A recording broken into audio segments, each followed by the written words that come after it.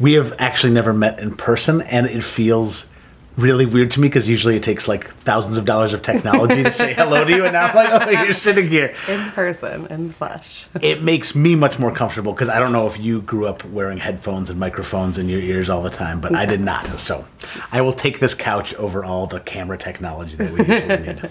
Perfect. I have some bands that I just recently watched on The Late Show with Stephen Colbert that I have like kind of strong opinions about. Sometimes it's positive, sometimes it's nervousness about like where they're headed. But I wanted to ask you about how you feel about post Christopher Walla Death Cab for Cutie. Oh yeah, I still like the band quite a bit, but there was mixed reviews from the staff, but they're a fan favorite of our show. Like Stephen loves them. They've been on the show before on this one, so it's their second time, and he came on also with Postal Service. And then at the Colbert Report, he was on with Amy Mann, so he can really do no wrong in our eyes. I like where Death Cab is headed, but this person who left the band, Christopher Walla, is like the secret weapon. He's this person who put all the like the little sauce, and that's what he's doing now. He's going to be producer. And as I've listened to the new tracks from Death Cab for Cutie, I've been like, are they missing the specialness? Are they missing the little nuance? I actually really did like the performance, Gold Rush that they did, and I was like, okay. I mean, they're a very capable band. They're excellent. I just, when there's that sonic, anything that's sonically off, I'm going, where's Christopher? You got to call Christopher back and get it. They have that sounds like hypnotizing. After a while, you're like singing Gold Rush to yourself, and you're like, oh my God, it's in my head. I can't get it out. It is a militaristic part because Gold Rush, and the whole band. They say it about a million times, so you're like, oh wow. Yeah. That probably wasn't a fun one to hear sound check for over and over. After a while, you're like, oh man. But I haven't heard the whole album, but that song I like. It's a good song, solid. You've had a rash of choirs appearing on your show. Yes. Lykke Li? Lykke Li. Lykke Li, okay. Yeah. So I'm not super familiar with her music. Yeah. How did you get introduced to it, and what do you think of what she's doing now? We, actually, Gio, who's also a music producer on the show, works with me, and he loves her, and we loved that song that she did on the show. She is Swedish, I believe. Yeah, so she's a solid musical guest to have on, and we really love the song, and you know, she hasn't done anything for a while. I think it's been at least 4 years, I believe. So yeah, it kind of came together, and then the choirs, sometimes they add, sometimes we add, but we've had like a lot of Harlem Gospel Choir members coming on the show, and there's a few other like roots reggae choir, and yeah, so sometimes we add them and sometimes they add them, and it's nice. It fills out sometimes the backing vocals that you'll hear on a track. And it's nice not to have to play that and actually hear real voices in person. Yeah, and it also is a beautiful visual to see folks collaborating with special groups as opposed to just sort of going like, you are taking all these people out on the road, but for this moment, it's like absolutely incredible. Right. Visually stunning. Florence and the Machine. Yes. Okay. Seeing Florence on this record to me is like seeing somebody go from being almost a rock star to being a bona fide rock star. Yeah. How do you feel about Florence, her whole career, but also like where she's at right now? She's so amazing. I mean, there's some people that like have to be warmed up in sound check, or just like it takes a few times for it to actually sound really good, but like she just hits it every time. Her voice is amazing.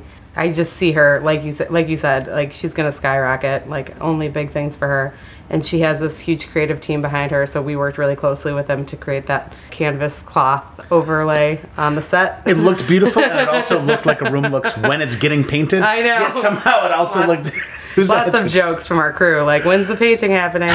But it's kind of, her whole album's kind of like surrounded around this kind of like floral, like rose, like salmon, kind of light peach colors. So, yeah, so, and then she had this beautiful dress on, and the band is so beautiful, a harp player, and they have this nice, like, plywood covers over the keys, and, yeah, so it's really, yeah, really beautiful, but they definitely have a theme, so you'll see probably more of that as this album's, you know, rolling out.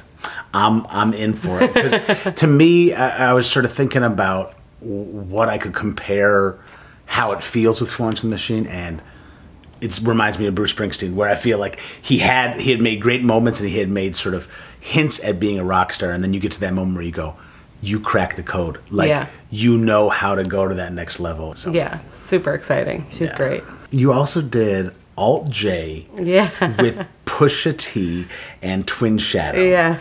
And I got excited about that partially because I'm not an Alt J person. I am like whatever the opposite of that is. But I said, okay, I do like Twin Shadow. I do like Pusha.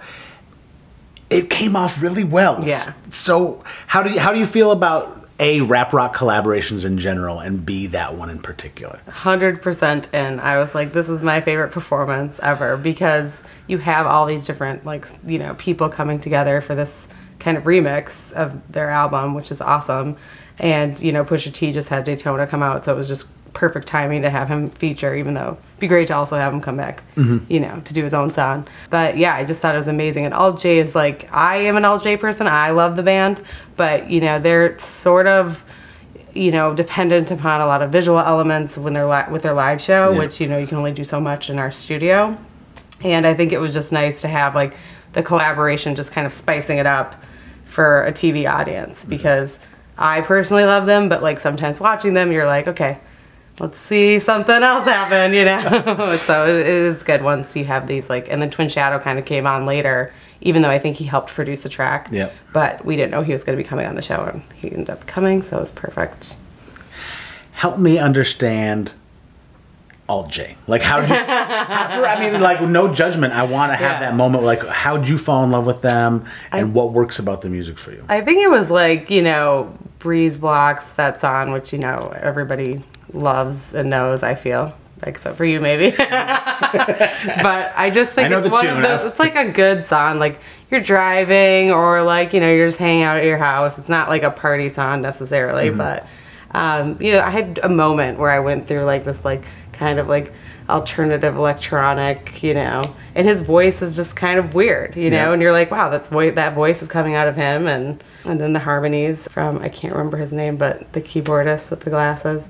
I feel like it's a nice mix. And then the drummer, Tom, is actually like pretty much deaf. Really? Yeah, I mean, he's like really hard of hearing, so he really relies on some of the vibrations, and he doesn't use any cymbals. Yeah, it's an interesting band setup, and you know, they're English, so I'm like, I typically like English and Australian bands for some reason. It's not on purpose, it's just, it ends up happening. I'm like, oh, I love that band. Well, you have done no wrong in your guidance for me.